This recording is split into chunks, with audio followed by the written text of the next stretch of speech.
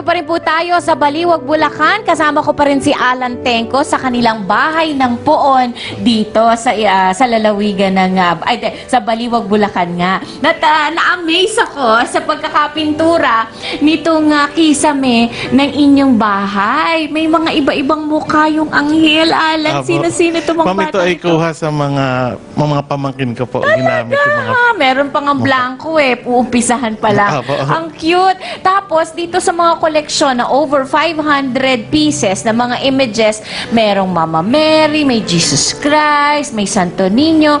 Meron kang mga partikular na pinili. Ayan. Unang-una na. Ma'am, unang-una itong si San Agustin. Okay, bakit? Dahil ma'am, siya po ang patron ng bayan ng Baliwag. Oo nga naman. Susunod. Ma'am, ito naman si Saint Joseph. Saint Joseph. Kasi po ang aking lolo at ang aking daddy ay Jose ang pangalan. Ayun naman pala. At tinanong ko itong si Alan, ano ba yung parang lifelike na masasabi mo sa mga images? At itong napili niya, ang replika ng Poong Nazareno. Kasi Bakit? ma'am, kung titingnan niyo, buhay na buhay ang itsura niya.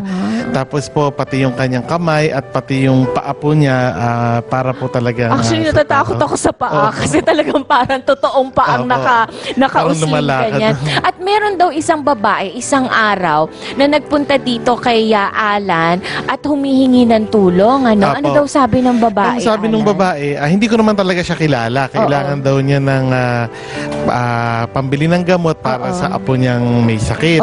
Tapos po, binigyan ko siya ng pambili ng gamot. Sabi ko, pandagdag niyo po ito sa pambili ng gamot ng apo ninyo.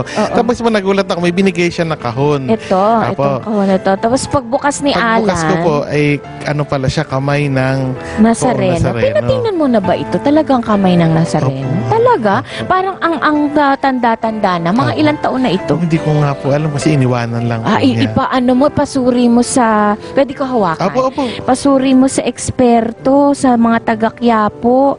Baka mamaya, meron ka ng milyon-milyon ng halaga dito.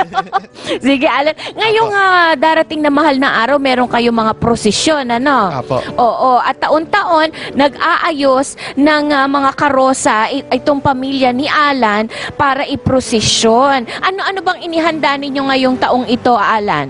Ngayong taon na ito po, inahanda namin ang mga karosa. Ito po nga, una itong Agony in the Garden. Oo. Favorite mo daw yan yearly. Uy, may tubig pa. Ang ganda naman.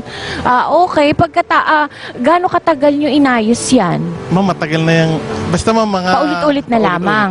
Maganda. Pagkatapos ito naman katabi ito niya. naman, karon ng Santa Maria Magdalena. Yung favorite mo. Apo. Pagkatapos yung susunod. Ang susunod, karon ng La Samaritana, si Jesus at saka yung Samaritan woman. Na pinainom niya tubig. Apo. Ayan. Pagkatapos yung susunod. Isa yung pagbababa sa krus. Oo nga naman. Tuwing kailan kayo magpo-procession, Alan? Ang procession po namin, April 1 at April 3.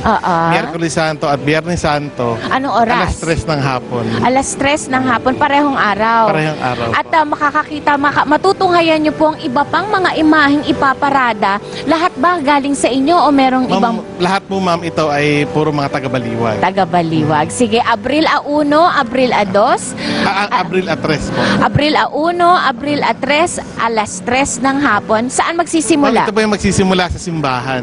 Ito po ay sa pangunguna ng aming kura paroko na si Monsignor Andy Valera. Ayan. Sige, punta kayo. Siyempre, bukod sa pagdarasal, makakakita kayo ng kakaibang klase ng prosesyon, nagpapaalala ng buhay ni Kristo na dapat naman nating isa puso, isa isip at isa gawa. Maraming salamat, Alan. Thank you so much. Naku, mamaya naman ho dyan sa studio. Makakasama natin ang bagong mga reyna ng kagandahan mula po sa Binibining Pilipinas 2015 sa pagbabalik yan ng Umagang Kay Ganda.